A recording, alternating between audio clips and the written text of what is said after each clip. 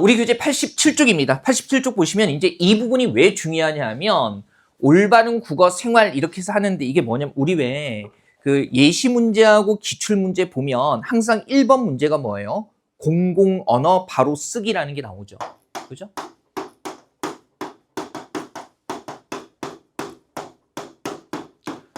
그래서 공공 언어 바로 쓰기 원칙에 따라서 뭐 수정하는 게 나와요?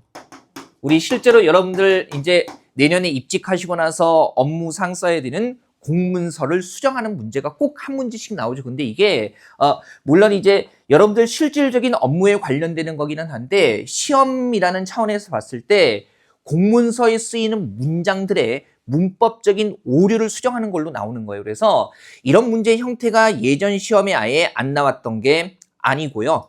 예전에는 그냥 좀 단순하게, 그러니까 이를테면은 선택지 1, 2, 3, 4번 별개로 분리해서 냈다가 이제는 좀 여러분들이 현장에서 볼 수 있는 공문서를 하나 주고 나서 문장이나 문법에 맞게, 그죠? 문장 구성하는 문법 규칙에 맞게 수정하는 것들이 출제가 되는 거죠. 그래서 1번 문제를 의외로 어려워하시는 분들이 많습니다. 실제로 선택지 하나하나 별개로 나올 때도요, 이 문제 틀리는 분들도 꽤 계셨었거든요. 그래서 지금 출제 키워드 42부터 쭉 다루는 내용들, 그죠? 물론 D가 다 이런 건 아닙니다. 쭉 다루는 내용들이 바로 우리가 1번 문제로 고정돼 있는 이 문제하고 관련된다라는 거 꼭 알아두시고요. 물론 보기에 조건들이 나오기는 해요. 뭐 이를테면은 와, 과로 이어지는 문장들 같은 경우에 구조가 같은 표현을 사용할 것이라는 조건이 나오는데 왜 그렇게 바꿔야 되는지 틀린 오류에 대해서 이해를 하지 못하면 그 조건들이 나와 있어도 적용하기가 쉽지가 않습니다. 그래서 이 부분들은요, 반드시 학습이 되어 있어야 되고 꼭 기억하셔야 되는 부분이에요. 그래서 첫 번째로 나오는 게 보통은요, 문장의 호응과 관련해가지고요, 주어와 서술어 호응되는 거, 그 다음에 목적어 서술어 호응되는 거, 병렬 구조. 우리 왜 병렬 구조라는 것은요, 같은 대응되는 내용을 나란히 이어나가는 것들을 병렬 구조라고 하거든요. 그래서 그런 문장들 수정할 때 어떻게 해야 되는지 한번 봅시다. 1번. 자, 먼저 가장 기본적으로요, 주어와 서술어의 호응이라는 거 중요합니다. 시험에 잘 나오는 게 이를테면 이런 거예요. 주어부가, 설명은 책으로 같이 볼게요. 주어부가 관형형 명사의 구조로 되어 있을 때 서술부도 관형형 명사의 구조로 끝나야만 대응이 됩니다. 이를테면 관형형 명사라는 게 이런 거죠. 우리 왜 니은이나 리을로 끝나는 어미가 붙으면 요거 관형어가 되잖아요. 그래서 그냥 말로 풀어하면 뭐뭐하다는 것은, 뭐뭐하다는 점은, 이런 식으로 주어부가 나오면 서술부도 어떻게 끝나야 한다는 거예요. 뭐뭐한다는 것이다, 뭐뭐한다는 점이다, 이렇게 끝나야만 문장이 자연스럽습니다. 물론 이제 앞에 것 이렇게 나왔으면 뒤에는 것이라고 반복하는 것보다는 뭐뭐한다는 점 이렇게 쓰는 게 낫고요. 앞에 뭐뭐한다는 점은 이렇게 나오면 뒤쪽에는 뭐뭐한다는 것이다. 이게 문법 규칙으로 정해진 건 아닌데 중복되는 표현을 좀 피하는 게 자연스러워 보이기 때문에 그렇게 이야기를 하는 겁니다. 보세요. 그러면 왜 이렇게 할 수밖에 없는가를 이해를 해야 되는데 고치기 전 문장이에요. 그죠? 이를테면 무엇보다 중요한 것은 좋은 책은 독자가 만든다. 보세요. 이 상태 그대로 두게 되면은 서술어가 뭐 하나밖에 없어요? 만든다. 근데 만든다의 주어는 뭡니까? 독자가 만드는 거죠. 그러면 무엇보다 중요한 것에 어울리는 서술어가 이 상태에서는 없습니다. 그래서 문제가 되는 거거든요. 그죠? 게다가 이렇게도 해석이 되죠. 무엇보다 중요한 것은 만든다. 말 돼요, 안 돼요? 안 되잖아요. 그래서 고치면 무엇보다 중요한 것은 좋은 책은 독자가 만든다는 점이다. 이렇게 해야만 독자가 만든다 호응되고요. 중요한 것은 이러하다는 점이다도 호응이 되는 겁니다. 고치지 않으면 무엇보다 중요한 것을 받아주는 서술어가 존재하지 않게 돼버리는 거예요. 그죠? 이렇게 나오는 거죠. 주어와 서술어가 호응되도록 할 것, 이렇게 조건이 나온 다음에 나와 있는 공문서에 이런 식의 문장들이 들어가 있다는 겁니다. 그죠? 거기에 맞춰서 수정할 수 있으면 되고요. 우리 이제 곧 다음 주부터 쭉 이제 이런 수정하는 화법과 작문 영역에서, 언어 영역에서 이런 것들 보게 될 테니까, 물론 이제 올해 지방직 기준으로 하면은 20문제 중에 명확하게 독서만 10문제예요. 그러니까 가장 많이 연습해야 되는 건 뭐예요? 독서. 그러니까 비문학 독해라고 얘기하는 독서고요. 그 다음에 언어 문제가 이런 거 포함해서 세 문제인데 정리 안 해두면 틀리기 쉽기 때문에 이것도 앞으로 연습하게 될 겁니다. 그 다음에 2번에 목적어와 서술어의 호응 이런 것도 한번 잘 보세요. 담배를 폈다, 밤을 샜다 했을 때 우리가 흔히 이런 식으로 쓰거든요. 근데 원래 이 폈다라는 게 피우다라는 뜻인데요. 이게 담배를 폈다라고 하게 되면 이건 피었다의 준말이거든요. 그러면 피다라는 것은요. 목적어가 필요 없는 자동사라고 얘기를 해요. 그래서 꽃이 피다, 불이 피다 이렇게 쓰는 거고 담배를 이라는 목적어가 들어가면은 이때는 피다를 활용하는 게 아니라 뭘 활용해야 돼요? 피우다를 활용해야 됩니다. 그래서 담배를 폈다가 아니라 담배를 피웠다 이렇게 써야 되는 거죠. 이런 것들 조심해야 되고 그다음에 원래 얘도 밤을 샜다 같은 경우도 뭐 활용한 거예요? 얘는 새다. 근데 새다도 자동사예요. 그래서 한 마리도 다음 날이 오다라는 의미 아니면은 밤을 그냥 자지 않고 시간을 보내다라는 의미가 되는 건데 이때는 새다가 아니라 뭐 써야 돼요? 세우다 이렇게 써야 돼요. 그래서 목적어 밤을이 나왔기 때문에 밤을 샜다가 아니라 세우다 활용해서 뭐 써야 돼요? 세웠다 이렇게 써줘야 되는 거죠. 그죠? 이렇게 써야 되고 이런 것들 보세요. 그리고 이런 식으로 응용되기도 해요.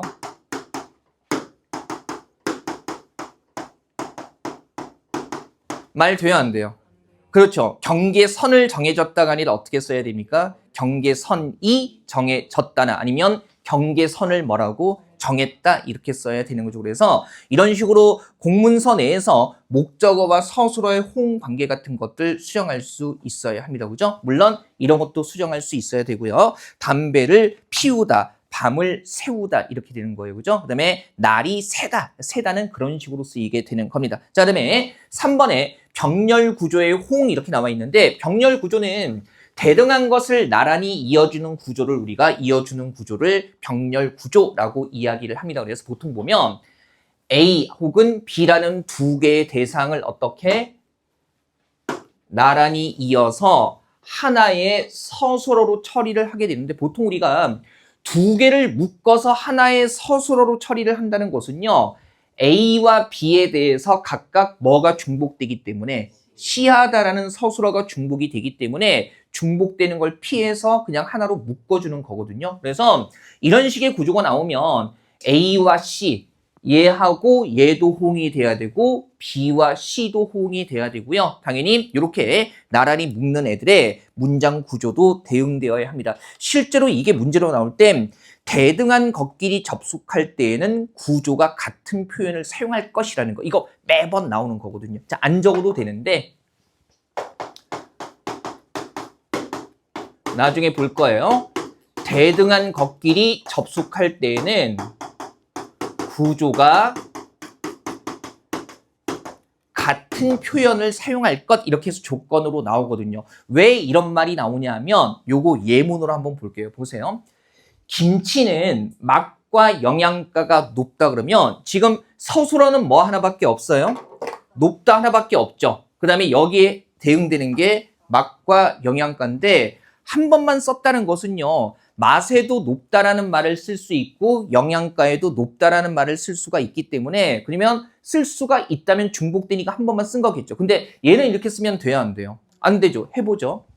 맛과 영양가 묶이죠. 높다라고 했을 때 뭐가 말이 안 되나요? 맛이 높다가 말이 되지 않습니다. 그래서 어떤 표현을 써야 돼요? 각각의 서술을 써주면서 구조가 같은 표현을 써야 되는 거죠. 그러면 어떻게 쓰는 겁니까? 김치는 뭐? 맛이 좋고 그 다음에 뭐예요? 영양가도 높다 이렇게 써줘야 되는 거죠. 즉 대등한 것끼리 접속할 때 구조가 같은 표현을 쓰지 않게 되면 무슨 문제가 생겨요? 묶은 것들과 서술어가 호응되지 않는 말이 안 되는 문제가 생기기 때문에 자꾸 이것을 요구를 하는 겁니다. 그래서 이런 거 나오면 한번 보세요. 두 개 묶어서 하나의 서술어로 처리를 했을 때 앞에 거 뒤에 거 요거 해보면 맛이 높다가 말이 안 되니까 얘는 수정해 줘야 되는 거고 구조가 같은 표현으로 수정한다면 맛이 좋고 영양가가 높다라고 해가지고요. 주어 서술어 주어 서술어에서 앞뒤의 구조를 맞춰주는 거죠. 그 다음에 두 번째 예문도 잘 보세요. 이렇게 줬을 때 이상하다는 것 알아낼 수 있어야 돼요. 뭐가 묶이고 있죠?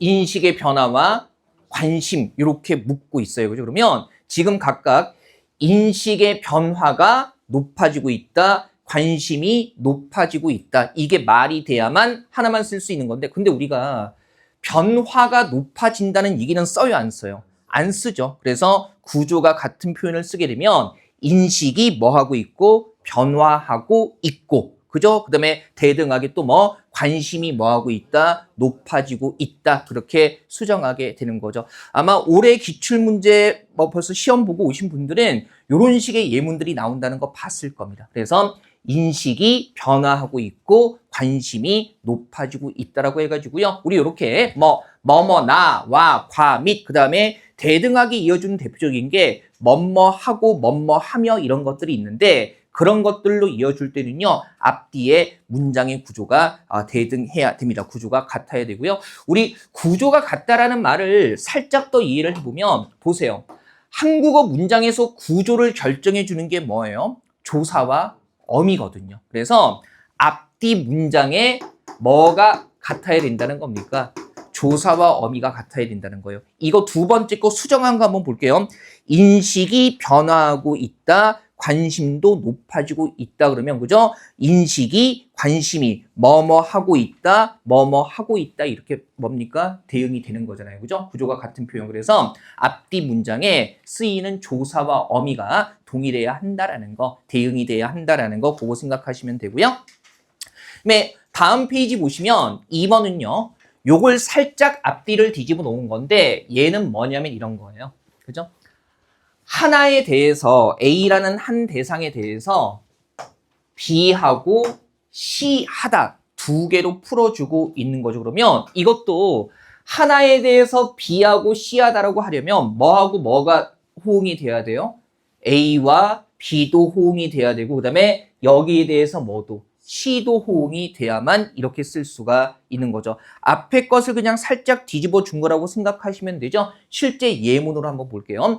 국민들이 환경 정보에 접근할 수 있고 참여할 수 있어야 한다. 뭔가 좀 이상하거든요. 명확하게 분석해 볼게요. 지금 뭐 하나에 대해서 환경 정보라는 거 하나에 대해서 두 가지로 풀어주고 있죠. 뭐예요?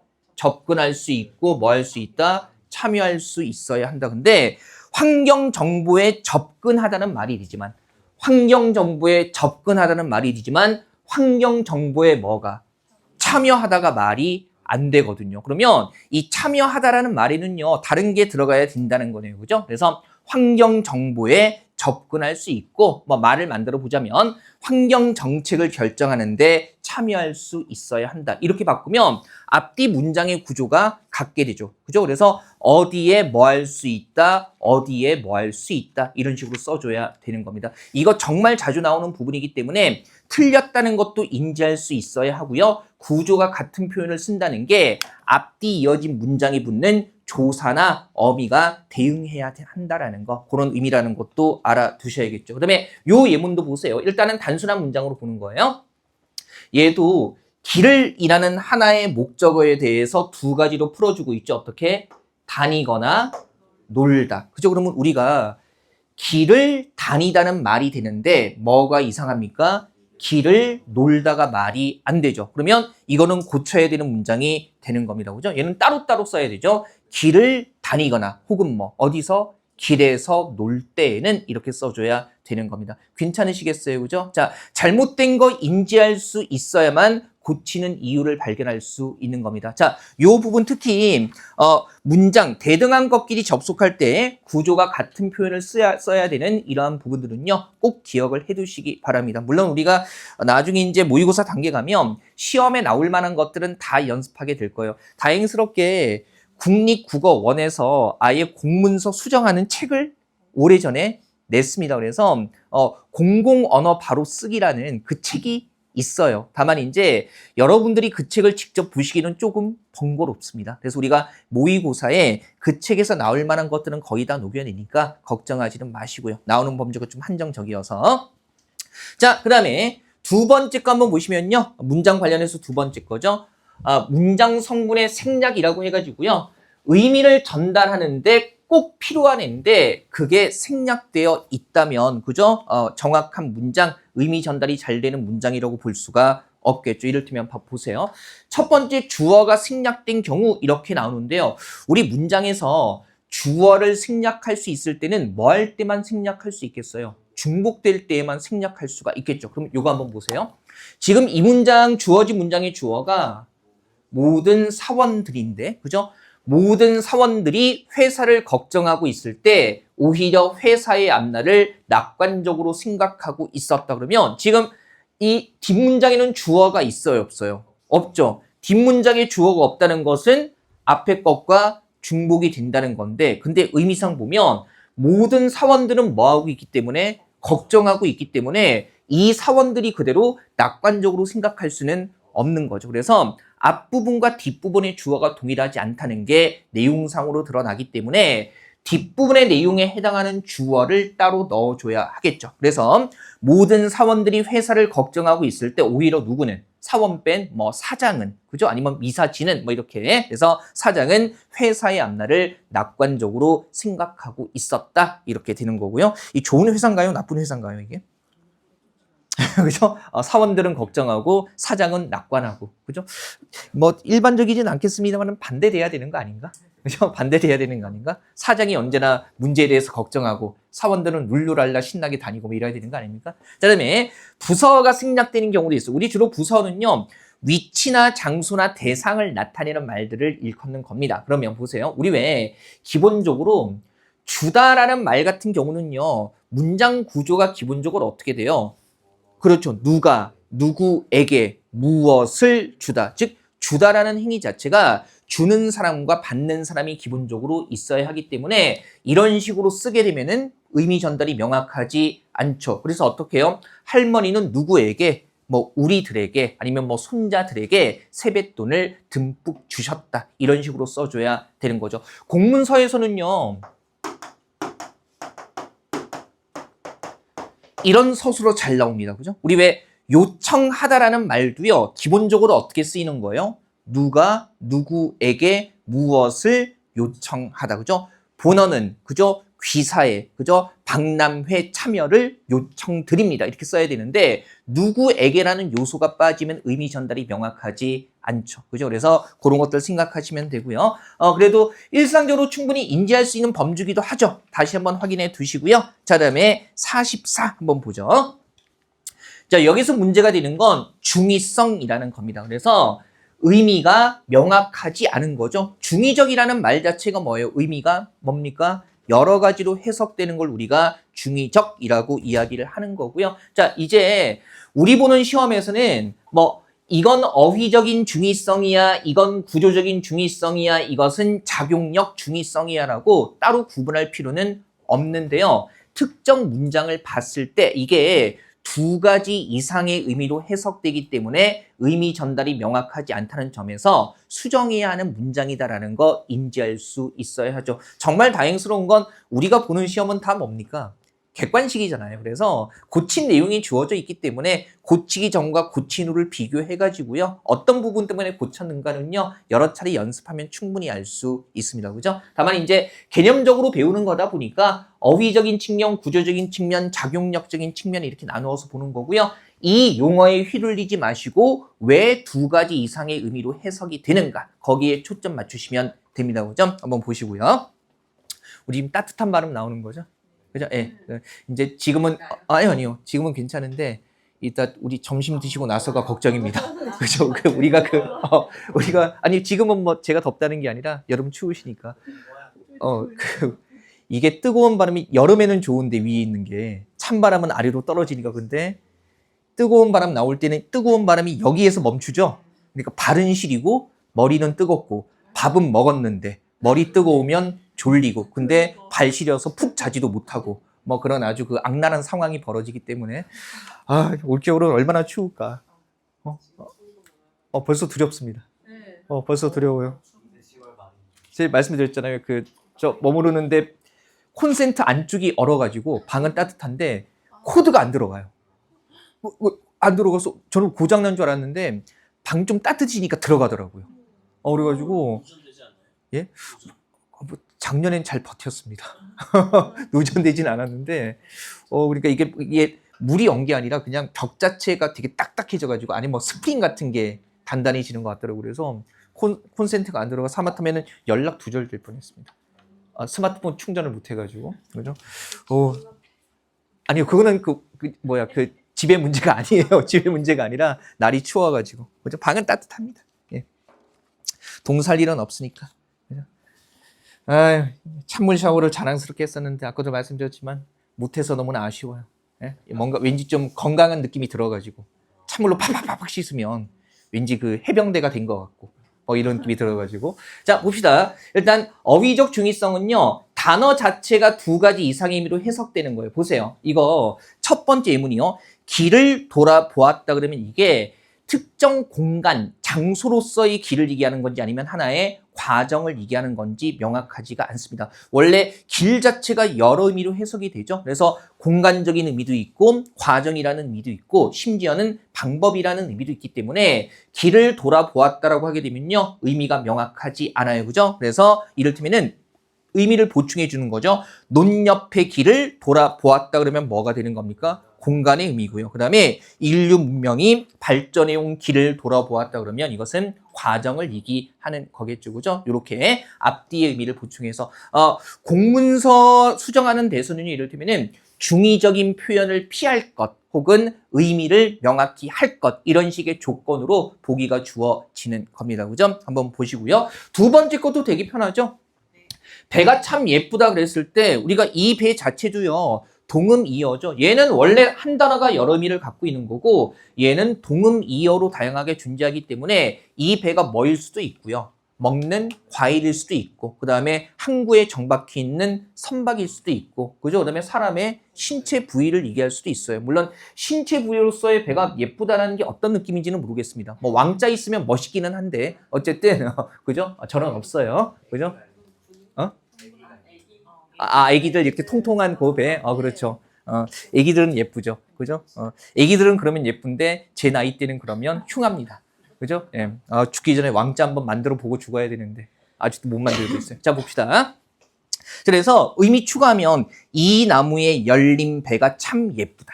과일일 거고요. 어렵지 않죠? 항구에 정박된 배가 참 예쁘다. 그러면 당연히 선박일 거고요. 그죠? 이런 식으로 이제 의미를 명확히 할 수 있는 거고요. 그 다음에 이번에 구조적인 중의성은 뭐냐면 사실은 문장 성분과 성분의 관계가 여러 가지 의미로 해석되기 때문에 중의성을 갖는 걸 우리가 구조적 중의성이라고 이야기를 하는 겁니다. 거기에 통사적 관계라는 것은요, 문장 성분과 성분의 관계, 뭐 이를테면 주어와 서술어의 관계, 목적어와 서술어의 관계, 이런 것들을 얘기를 하는 거예요. 한번 보죠.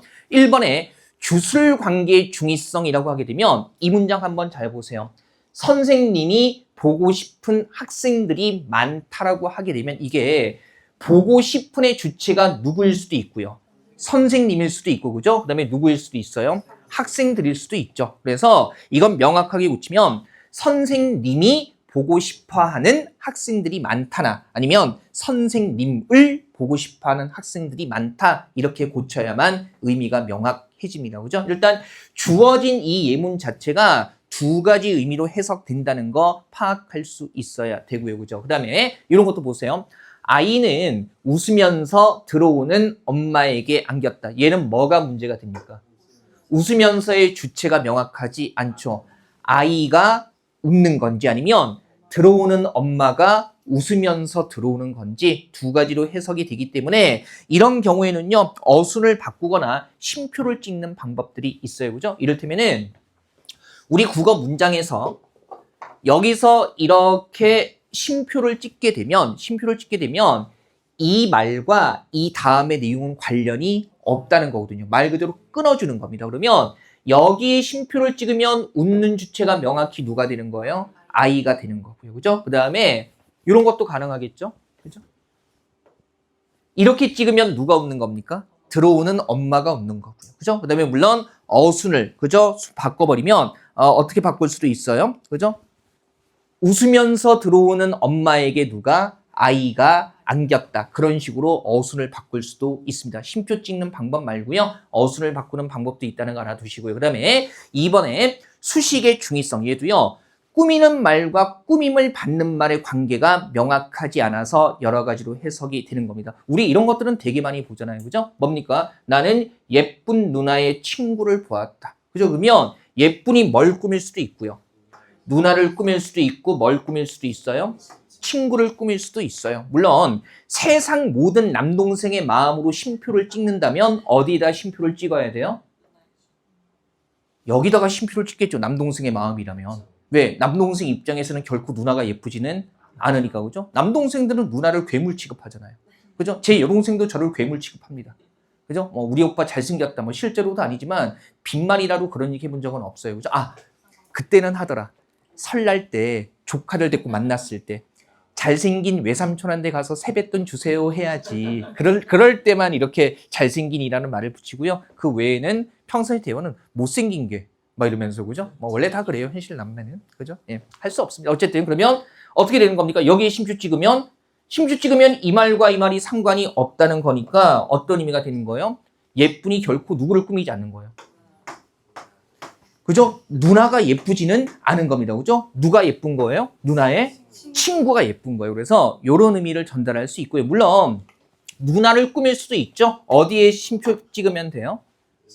여기에. 그죠? 예쁜 누나에 이렇게 끊어주면은 예쁜이 뭘 꾸미는 겁니까? 누나 꾸미는 거고요. 물론 이때도요. 어순 바꾸는 게 가능합니다. 그죠? 어떻게? 누나의 예쁜 친구 이렇게 쓰면은 예쁜이 친구를 꾸미게 되는 거죠. 공문서에서도요. 이런 수식하는 문장들을 구성할 때 그죠? 의미가 여러 가지로 해석되는 그런 구성들 간혹 간간히 쓰입니다. 한번 보시고요. 그다음에 3번에 다음 페이지죠.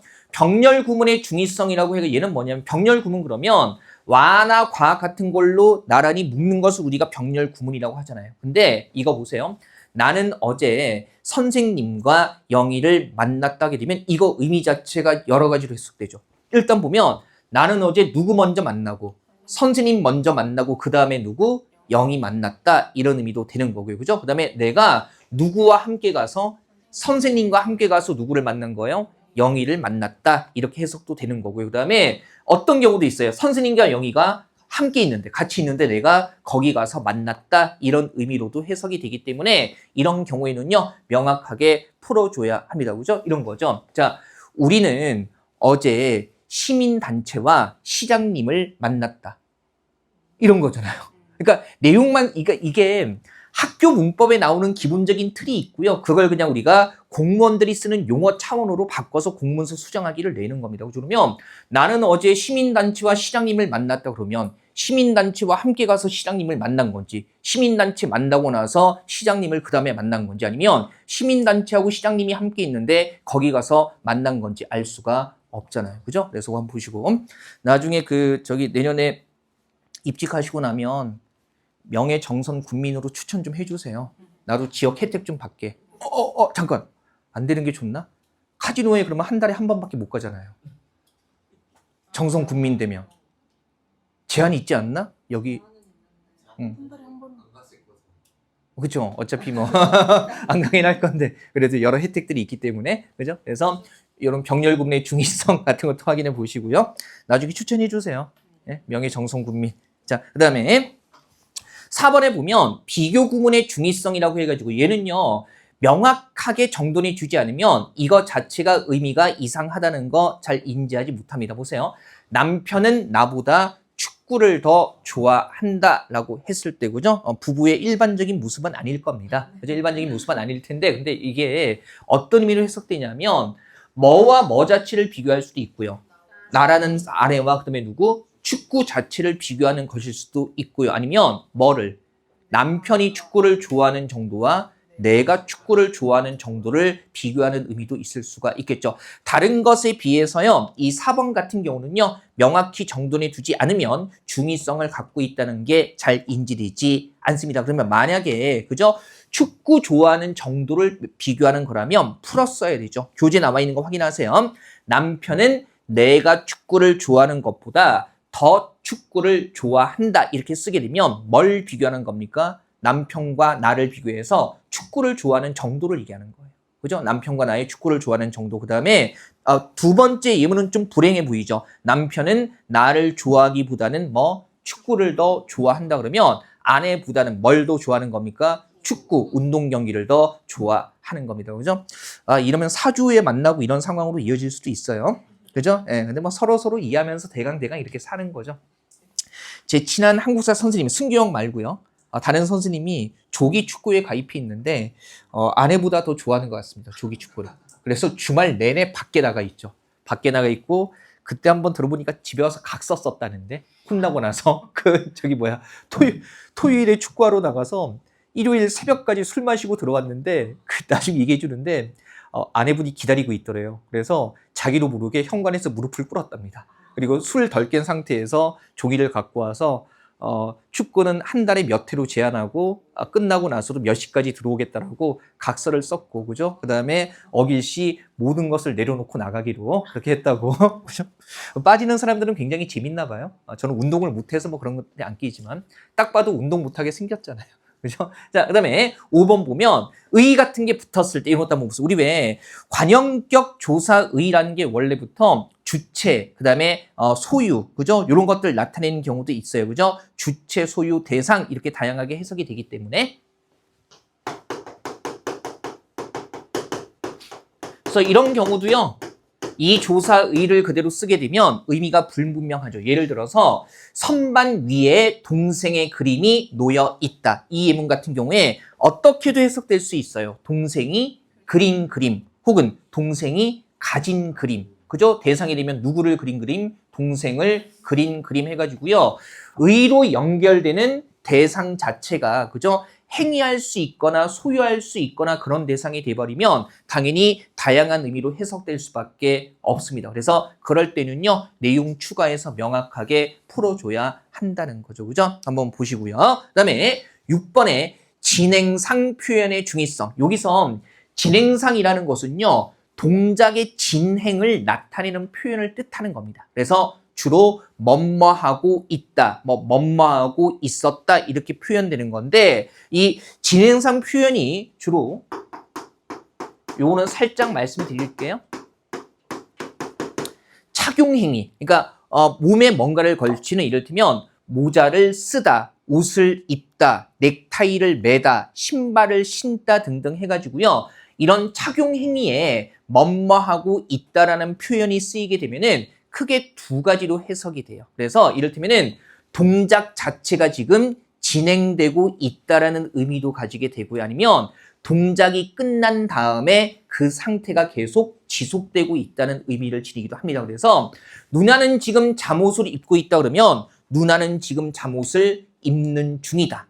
이렇게 해석될 수도 있고요. 아니면 누나는 지금 잠옷을 입은 상태이다. 이미 잠옷을 입었고 그 잠옷을 입은 상태가 쭉 계속되고 있다는 의미로도 해석될 수 있는 겁니다. 그죠? 지금 나왔던 4번하고요.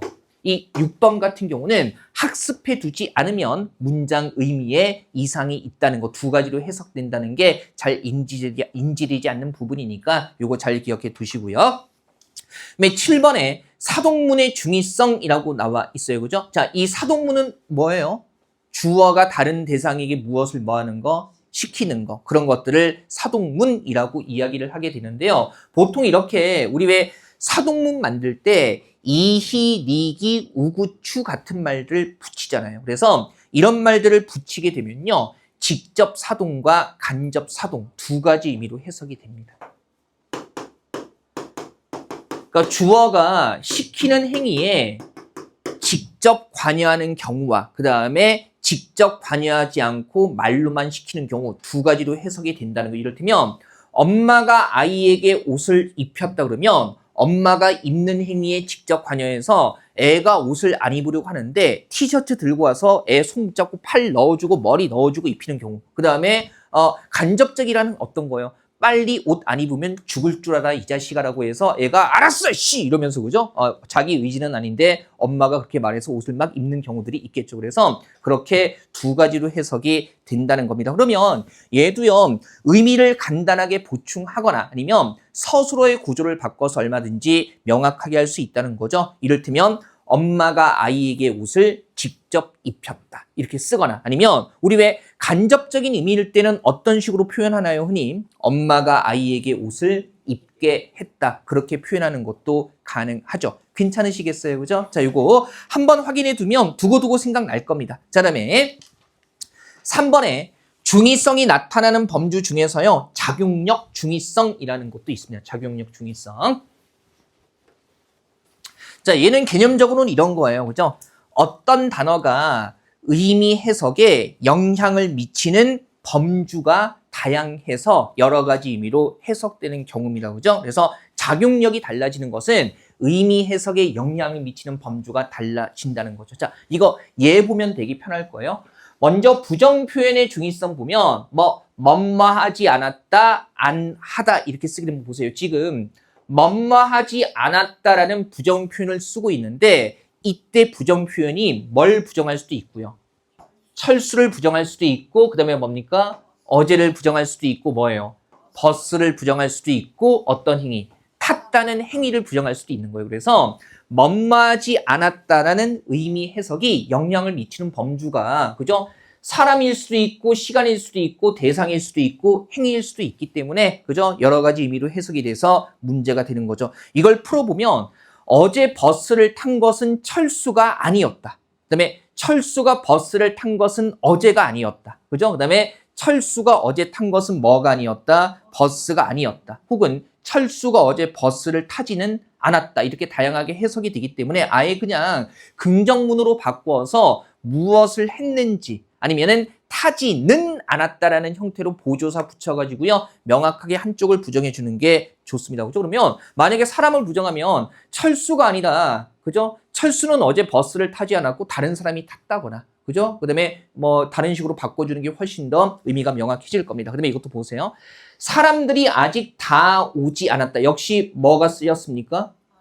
뭐뭐하지 않았다라는 부정 표현이 쓰였죠. 그러면 얘는 뭐가 문제가 되냐면 이 오지 않았다가 다 전체를 부정할 수도 있고 다의 일부를 부정할 수도 있어요. 그래서 사람들이 한 사람도 안 왔다라는 의미로도 해석이 되고요. 혹은 어떻게 해요? 일부는 오고 일부는 오지 않았다라는 의미로도 해석될 수가 있는 거죠. 그죠? 특히 공문서 같은 거 쓸 때 이런 부정 표현 써가지고요.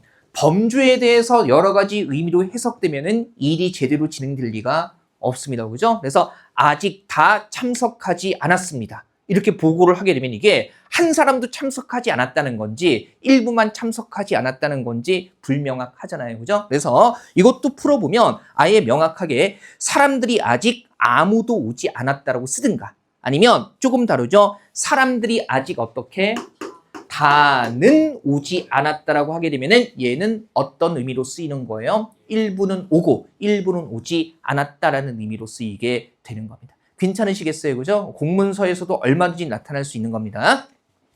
실질적인 공문서 쓰이는 용어는 기출부터 한번 보죠. 기출 보고 우리가 이제 그 모의고사 보고 하면은 실질적인 용어를 많이 보게 되니까 가장 이제 처음부터 공문서 용어로 보면 좀 약간 부담스러운 측면이 있기 때문에 우리가 일상적으로 접하는 그런 예문들에서 먼저 확인을 하는 겁니다. 걱정하지 마시고요. 그다음에 수량 표현의 중의성이 예를 들면은 지금 여기서 얘기하고 있는 이런 한 대나 한 마리라는 수량 표현이 그죠? 모든 직원들 합쳐서 적용이 되는 거지 적용되는 건지 아니면 한 명 한 명마다 적용이 되는 건지 불명확하다는 겁니다. 그죠? 한 대라는 수량 표현이 영향을 미치는 의미 범주가 해석이 다양해진다는 거. 이를테면은 이렇게 쓰게 되면요. 모든 직원들이 컴퓨터 한 대를 쓴다라고 하게 되면 모든 직원들이 컴퓨터 한 대를 함께 쓴다라는 거. 그죠? 지금 저희 있는 교무실의 상황이죠. 선생님은 10명인데 그죠? 컴퓨터는 중앙에 한 대밖에 없습니다. 줄 서서 막 써야 되는 거잖아요. 그죠? 그런 상황일 수도 있는 거고 아니면 모든 직원들이 어떻게 각각 컴퓨터 한 대씩을 쓴다. 한 사람마다 한 대씩이라는 의미로도 해석이 되는 겁니다. 그래서 이 상태로 놔두면 안 되고요. 명확하게 풀어 써줘야 하는 거고요. 그죠? 그러면 얘도 마찬가지죠. 포수 3명이 사슴 한 마리를 잡았다라고 하게 되면은 한 마리라는 이 수량이 포수 3명 합쳐서인지 아니면 각각에 해당하는 건지가 역시 불명확합니다. 그래서 당연히 풀어 써줘야겠죠. 포수 3명이 힘을 합쳐서 사슴 한 마리를 함께 잡았다라고 쓰든가. 그죠? 여기도 고란이 많더라고요. 사슴은 안 보이고 여기 예, 선생님 중에 한 명은 고라니 얼마 전에 치기도 했어요. 그죠? 근데 고라니가 점프하면서 날아갔대요. 그래서 엉덩이 부딪히고 휙 날아서 아래로 날아갔는데 다행스럽게도 죽지는 않은 것 같아요. 그래서 여기 뭐 길이 꼬불꼬불해서 저는 아직까지 부딪힌 적은 없는데 고라니는 웃음이 아니라 울음소리가 너무 깨죠. 그 한때 유행해서 많이 들어보지 않았습니까? 그죠? 비명 지르는 듯한. 그러니까 생긴 건 사슴 비스무리하게 생겼는데 웃는 거 보면 그래서 저 우울할 때 가끔 고라니 웃음소리 유튜브에서 찾아서 봅니다. 그죠? 그 생김과 그 목소리의 묘한 괴리감 같은 거. 그래서 힘 합쳐서 함께 잡았다고 하든가 아니면 한 명씩이라면 포수 3명이 뭐 각각 사슴 한 마리씩을 잡았다. 이런 식으로 써줘야겠죠. 그죠? 각각 잡았다. 이렇게 쓰게 되는 거고요. 자, 그 다음에 어렵지 않죠? 45까지 쭉쭉 가겠습니다. 여기서 봐야 되는 것은요. 이제 피동, 사동 표현과 관련해서 이런 거.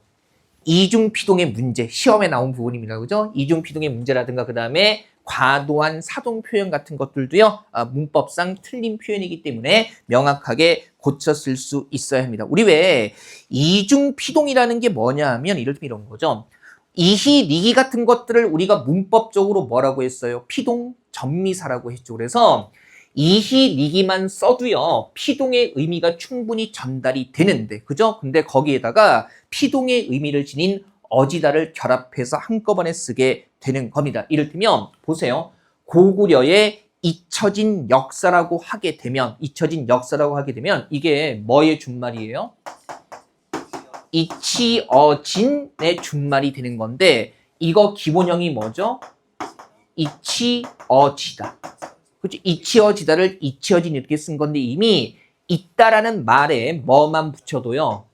희만 붙여도 피동이 되는데 거기에 또 피동의 의미를 더해주는 뭘 붙인 겁니까? 어지다를 붙인 거죠. 그죠? 그러면 피동의 의미가 쓸데없이 2번 중복된 거니까 문법적인 낭비가 일어난 거라고요. 그래서 잊혀진이 아니라 어떻게 써야 돼요?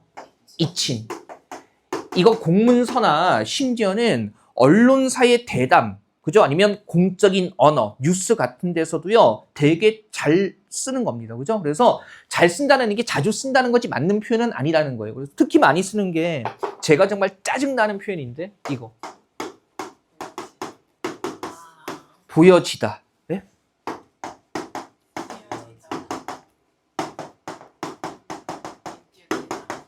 믿겨지다. 이런 것들 다 이중피동이 되는 거죠. 그죠? 국민들께 보여지는 모습이 그렇게 보여집니다.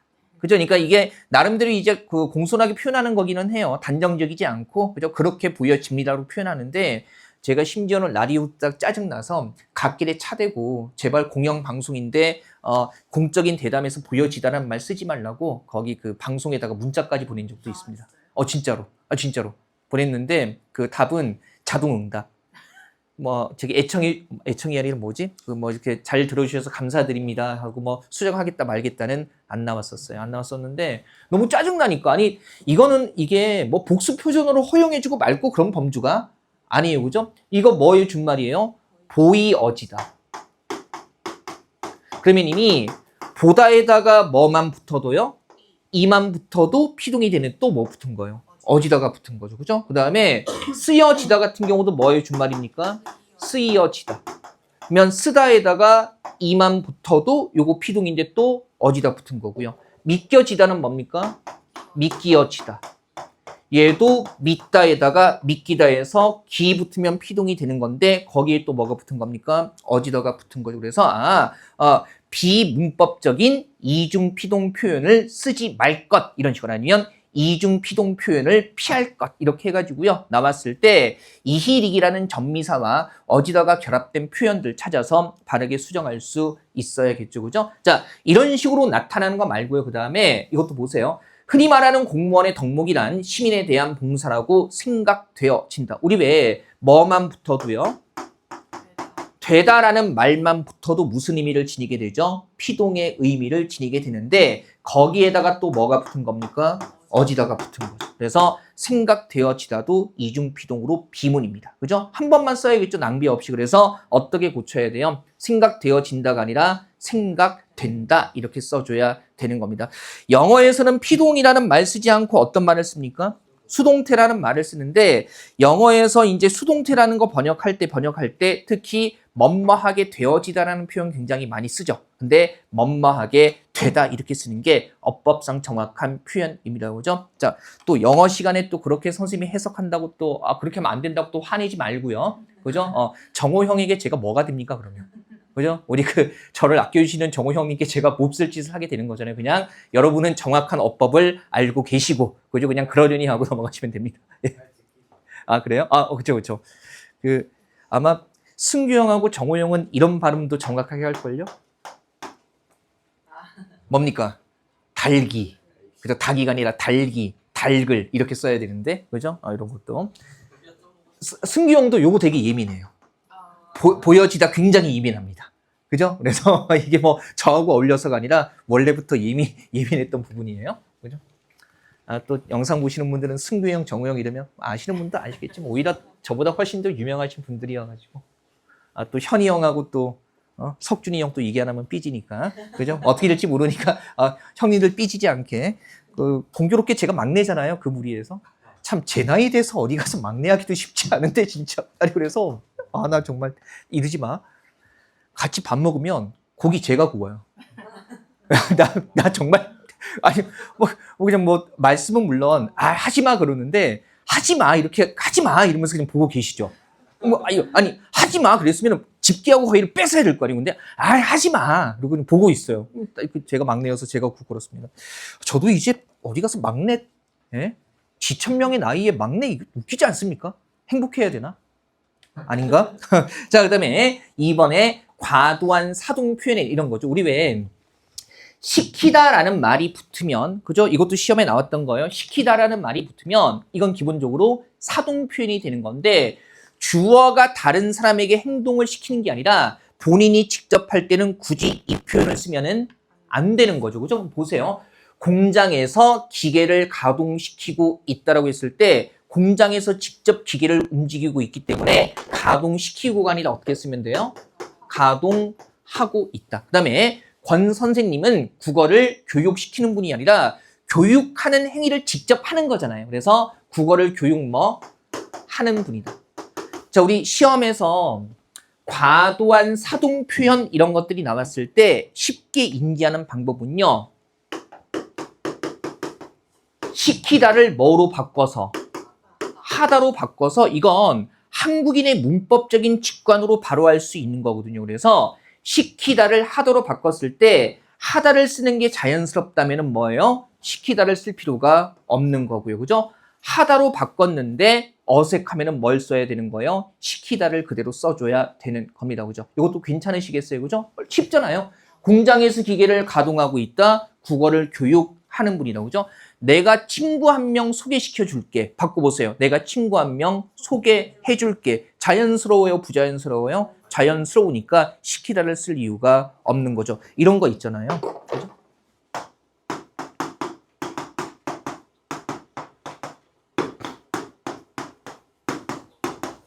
강아지 잘 크고 있어요? 나는 저녁마다 강아지를 산책시킨다. 얘는 바꿔보세요. 나는 저녁마다 강아지를 산책한다. 말 돼요, 안 돼요? 안 되니까 얘는 뭘 그대로 써야 되는 겁니까? 시키다를 그대로 써줘야 되는 거죠. 그죠? 자, 46까지 하고요. 47에는 문제까지 들어가 있기 때문에 46까지 하고 여러분들 식사시로 보내드리겠습니다. 그죠? 자, 보세요. 여기서는요. 어휘 사용 차원에서 단어의 반복 사용을 피하거나 아니면 의미가 중복되는 것을 피하는 겁니다. 한번 보세요. 지금 첫 번째 예문 같은 경우에 역시 의미적인 낭비가 일어나는 거죠. 단어의 반복 사용. 그의 장점은 불쌍한 사람을 잘 도와준다는 것이 장점이다. 뭐가 중복됩니까? 뭔가 이상하죠? 앞이나 뒤에 한 번만 써주면 되는 거 아니겠어요? 그래서 그의 장점은 불쌍한 사람을 잘 도와준다는 것이다. 이렇게 쓰거나 아니면 그는 불쌍한 사람을 잘 도와준다는 것이 장점이다. 뭐 이렇게 쓰든가. 그죠? 자, 그 다음에 이런 거 보세요. 의미가 중복되는 것도 특히 우리가 이런 거 있잖아요. 고유어끼리 쓰이면서 의미가 중복되는 범주도 있고요. 그 다음에 고유어와 한자어가 함께 쓰이면서 의미가 중복되는 경우도 있습니다. 그죠? 우리 이런 거. 이건 21년에 지방직 9급에 나왔던 건데 역전압 같은 거 대표적인 의미 중복이죠. 그죠? 이 전자가 이미 무슨 전자입니까? 앞 전자이기 때문에 굳이 뭘 덧붙일 필요가 없어요. 앞을 덧붙일 필요가 없는 거죠. 역앞이라고 하든가 아니면 역전에서 이렇게 써야 되는 거죠. 그죠? 역전은 우리의 핫플레이스죠.